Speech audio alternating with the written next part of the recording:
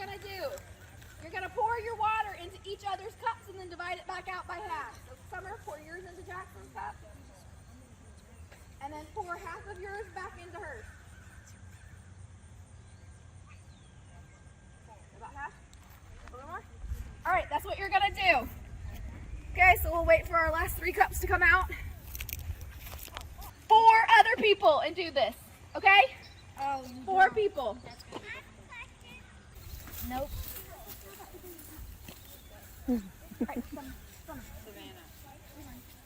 So, look, pour it in and pour half back.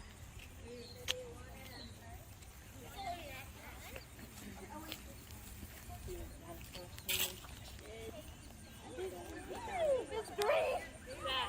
Go to someone else now. What do you think is happening?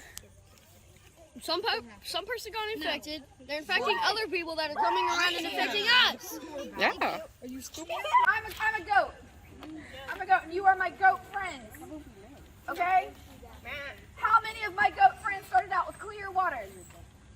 How many of my goat friends started out with green water? See that? How many of my goat friends? Count.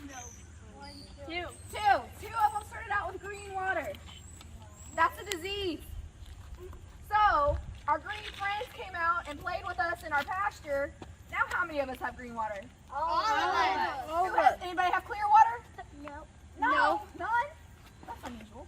The person. Now think about that. Every one of you all have green water.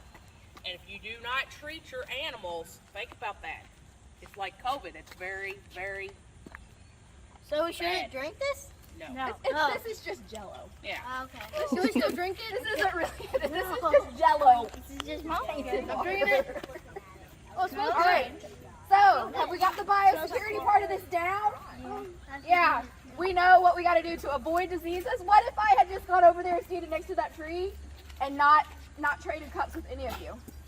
What color would my water be? White. I would still have clear water, right? I would still be a healthy goat.